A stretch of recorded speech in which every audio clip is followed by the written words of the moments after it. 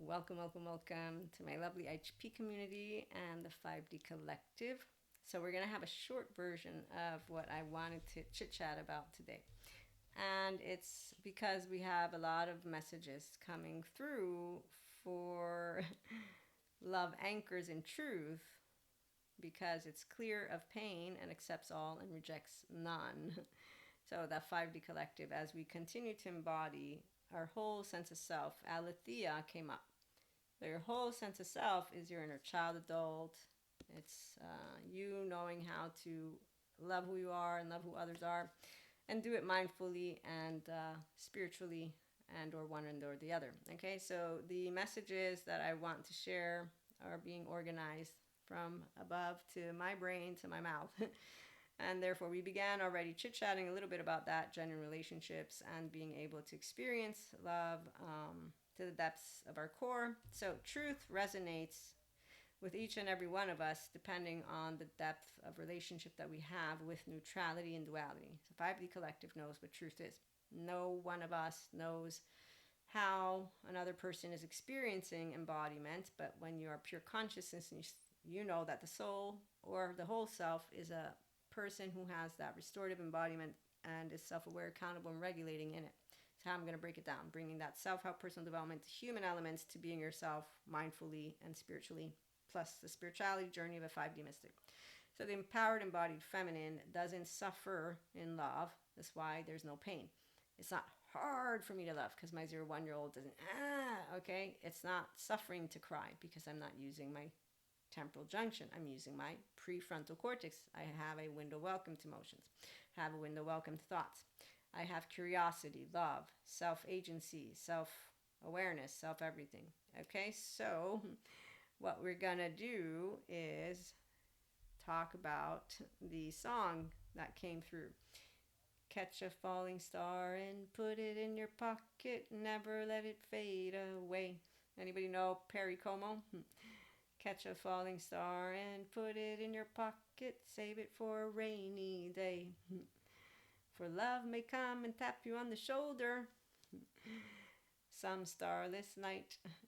Just in case you feel you want to hold her, him, or they, you'll have a pocket full of starlight. Okay, so we have a bunch of stars when you are able to know how to be internally securely attached, and how that music and those types of songs, for those of us who are independent lovers, we love and accept and allow ourselves to not take rejection in a way of defining another human being as someone evil, Knievel, medieval, or da da da da.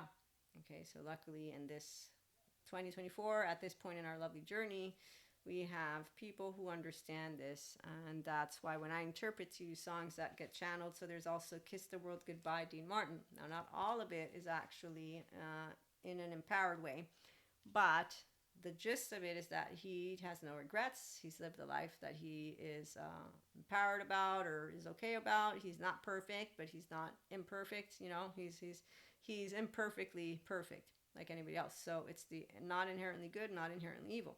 The people who have an issue with this are the people who don't know how to anchor themselves into what is a, again, self that is whole, and that pause self is why they don't have to go get their inner child healed. But if they don't, their unkind and dark side of neuroplasticity usage is because of their emotional triggers, because a trigger is not simply a trigger.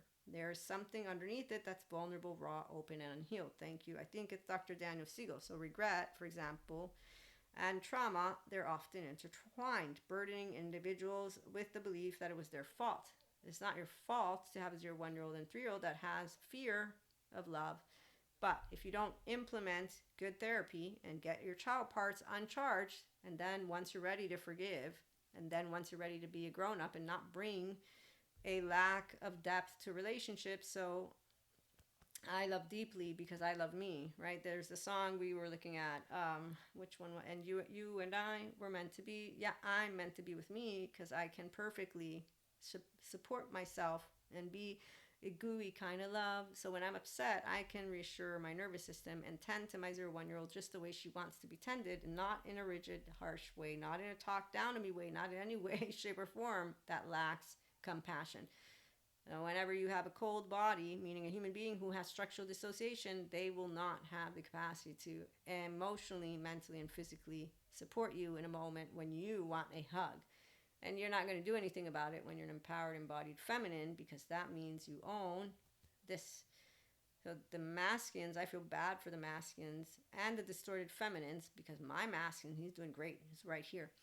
I'm an embodied, empowered feminine. Maria never got lost one day of her life, because that's when a whole self is owned as a flag and a flag post. And it's a nervous system that doesn't get overwhelmed. An emotional trigger is where something has happened either internally or interpersonally or interactively, Dan Siegel. Of course, I have emotional charges that got uncharged. I can have triggers that I work with. That's the difference between a mindfully, spiritually living, loving person who's aware of herself, regulating and choosing non-reactivity, that I've been doing since I was a kid, because Jesus taught me how to forgive. They don't know. He gave me the opportunity, like God did, to be humble. I chose it, and I committed to it, not by saying, I forgave. That's a lie. When you're using that mouth like that, I did everything. That's a codependent in the blamer. It's like the squirrel from Cusco Land who will justify when I get 2 seconds and come and attack you, and allow myself to say that I was right because I did everything and you have no gratitude. And here's our unhealthy boundaries, where the anxious or avoidant, they both have the lack of self-aware accountability, regulation, and get themselves to Terry Real.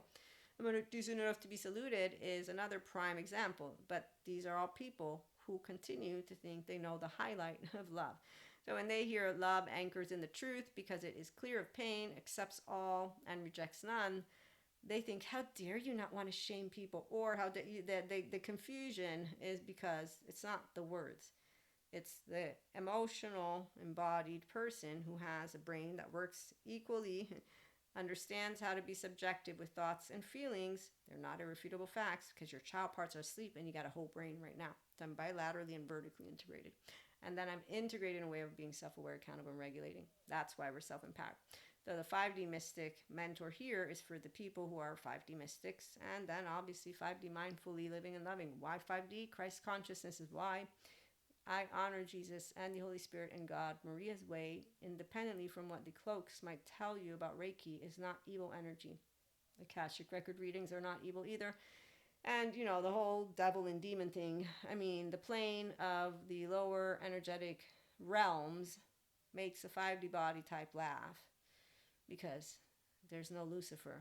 There's only people who have a brain that goes wonky and that use nightmare imagination, dark sides of neuroplasticity, and continue to fill the very infinite matrix and beyond with their low frequency brain. If I can equate it that way, but we have ancient stories too. Long story short, though, what I was trying to get to is that the lower planes, when I've visited them, they're not any big deal for a 5D body type, because they're not scary. It's like watching a movie, but it's actually better, because I don't like to watch movies like that. I don't. So whenever I've been to these places, because I've astral traveled, I still do. When I do Akashic record readings, people come from different backgrounds, their past lives. The 4D won't ever move into 5D if they disregard getting themselves good therapy, so that they can get that brain and that window tolerance expanded, because there's a lot, and it's not a perfect science, but it's integration that isn't happening. And the fear receptor going wonky is explained by Patrick McNamara, neuroscientist. So no demons possessing anyone. And people who want to use ancient stories, they're not the ones that we are actually engaging with. We engage with people who want to, I love to love, and my baby, he loves to laugh, and he loves to live, and he loves to learn, he loves to expand, he loves to not cast stones. So we hang out with people who want to love deeply, and they want to share their depth, and then they don't want to be triggered. They actually enjoy empowering themselves to share with you what's going on. We enjoy vulnerability. We're not afraid of it, which is why our greatest strength, thanks to Michael Yapko, we know is our greatest vulnerability, but we're not afraid of vulnerability, so it stays a strength.